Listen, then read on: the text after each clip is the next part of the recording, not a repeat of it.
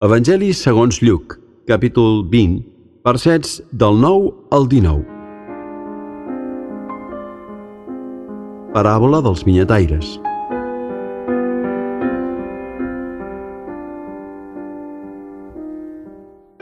I Jesús es posà a explicar al poble aquesta paràbola. Un home va plantar una vinya, la va arrendar a uns masovers i se'n va anar a viure lluny per una llarga temporada. Arribat el temps, envia als masovers un criat a recaptar-ne la part corresponent dels fruits de la vinya.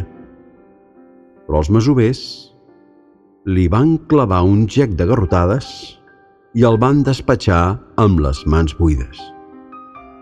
Els envià després un altre criat. També aquest el van engegar amb les mans buides després d'apallissar-lo i carregar-lo d'ultratges. Encara n'hi envià un tercer, però ells el van fer fora fet una nafra. Digué llavors l'amo de la vinya: «Què puc fer-hi? I enviaré el meu fill, l'estimat. Aquest sí que el respectaran, vaja». Però no. Així que el van veure els masovers, es van fer aquest pensament: «Aquest és l'hereu. Matem-lo i ens quedarem amb el seu patrimoni». El van fer fora de la vinya i el van matar. Davant d'això, què els farà l'amo de la vinya? Vindrà i exterminarà aquells masovers i confiarà la vinya a uns altres.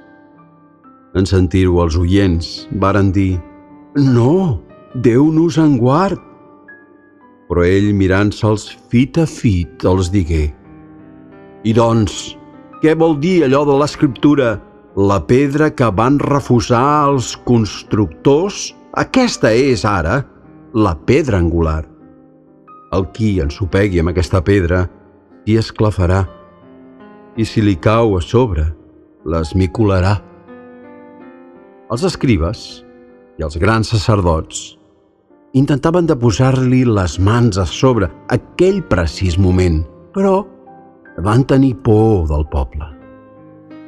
En realitat havien entès massa bé que la paràbola anava per ells.